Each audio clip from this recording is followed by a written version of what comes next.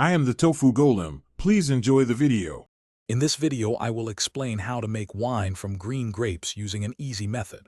First, gather about 10 to 15 pounds of ripe green grapes. Ensure they are clean and free of any stems or leaves. Next, crush the grapes thoroughly to extract their juice, which we call must. Transfer this must into a sanitized primary fermenter. Finally, add 1 Campden tablet per gallon of must to prevent unwanted microbial growth before fermentation begins.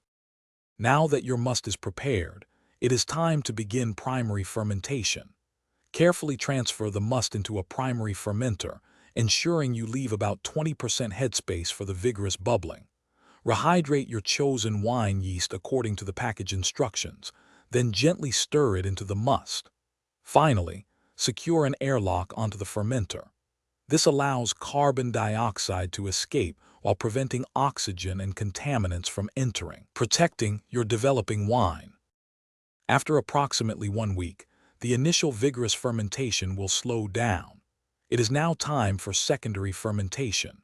Carefully siphon the wine from the primary fermenter into a clean, sanitized carboy, leaving all the sediment or lees behind. This process is called racking. Attach an airlock to the carboy.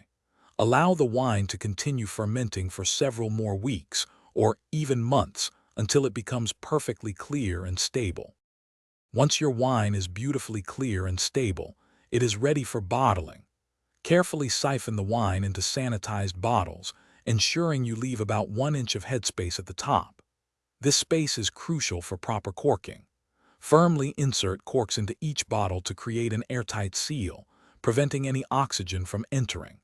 Store your bottled wine in a cool, dark place for at least 6 months to allow it to age and develop its full flavor.